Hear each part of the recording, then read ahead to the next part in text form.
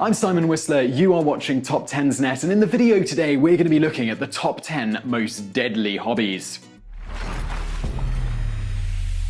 Thrill seeker, adrenaline junkie, idiot. There are many names that can be given to people who have deadly hobbies. These people aren't content with normal hobbies like crocheting. They have to push themselves to the limits of what human bodies can withstand, and they could potentially kill themselves while doing it. A single misstep with your equipment or your own control, and you could splat real fast. The hobbies in today's top 10 video are ranked in order of deadliness. Let's get started. The top 10 deadliest hobbies. Number 10. Bungee jumping.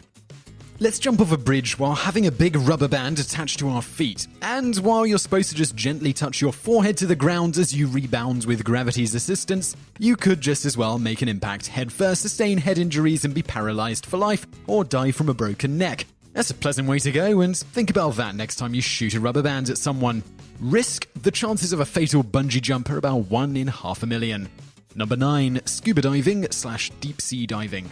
The biggest issue with any type of diving is running out of air. That will surely put a nail in your watery coffin, but when you're talking about deep sea or even some types of scuba diving, that's not the only issue.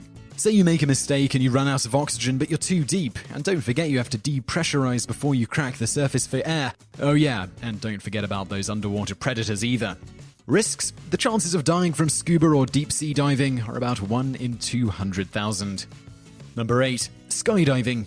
Anything where you combine free falling with a bit of fabric between you and Earth at the speed of gravity has to be deadly. A cord breaks and you feel what it's like to impact with deadly force. Yes, there are numerous safety checks, but that doesn't help when the chute doesn't deploy or you blacked out in your free fall. And the risk: the chances of dying while skydiving are roughly 1 in 160,000. Number 7. Ski jumping. What's between you and the ground beside the speed of gravity? 2 small strips of wood. Who was the idiot who thought this up? Yes, flipping end over end and catching a ski, which causes you to flip straight onto the ground, breaking your back and making you look like a sack of calcium jelly, sounds positively tubular. And adding tricks to this dangerous jump, even more brilliant. And the risk: the chances of dying from a ski jump is about 1 in 8,333. Number 6. Heli-Skiing. When you have to jump out of a helicopter to get to your slope for skiing, it's a little extreme. Of course, this hobby offers plenty of variety: skis or snowboard, plane or helicopter, powder or avalanche. When the snow starts avalanching behind you, then it's getting deadly. And who wouldn't want tons and tons of snow burying them alive? The risk of death from heli-skiing is around 1 in 5,560. Number 5. Cliff diving / base jumping. How many people died when testing out the waters at the base of cliffs before figuring out which cliffs not to jump off? Colliding with rocks with enough velocity can cause serious head trauma leading to death. The same can be said about whether it's in water or not. If you don't get that chute or suit open quick enough, Earth is gonna sting. Risk: the chances of dying from base jumping is about 1 in 2,317. Number 4. Boxing.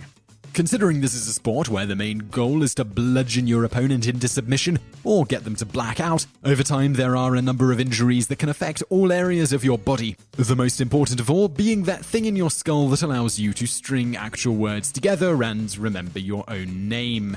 And the risk: about 1 in 2,200 boxers perish from a fight-related injury. Number 3. Summit / rock climbing. There is a saying that a mountain is there to be climbed. Mountains are high and dangerous though, so why can't we just climb a tree? Again, there are lots of pieces of the puzzle to make this safe: ropes, metal clasps, oxygen tanks. Who cares though when you can die of severe weather, lack of food, or just plain dumb luck in an avalanche? Better yet, let's have one of those ropes give out and have you fall to your death in the bottom of a chasm filled with sharp rocks. That sounds like a blast and a half.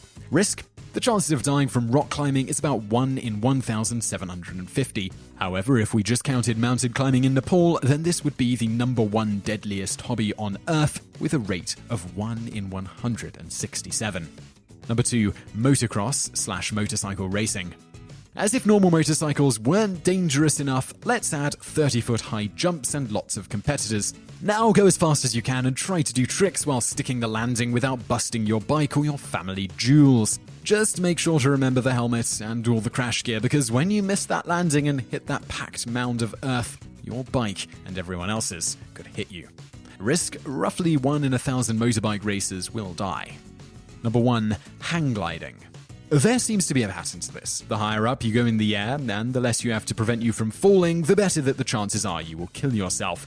Hang gliding is pretty high among these deadly hobbies. Certainly, you're more at the whim of equipment malfunction and the wind currents than in parachuting or even base jumping. Or better yet, let's just try avoiding a cliff when you don't have engines. And the risk: about 1 in every 1,000 gliders will perish. So I really hope you enjoyed that video about deadly hobbies. Hopefully I haven't given you any inspiration. If you did like it though, do click subscribe below and give us a like, it really helps us out. Also, if you enjoyed this one, you'll probably also enjoy some others. One is another sport that is quite deadly, and that's free diving. So the video is the top 10 reasons free diving is the coolest sport you've never heard of. The second one is about games and sports in medieval times that aren't really pursued today, but were totally able to kill you. So you'll probably enjoy those two, and again, thank you for watching.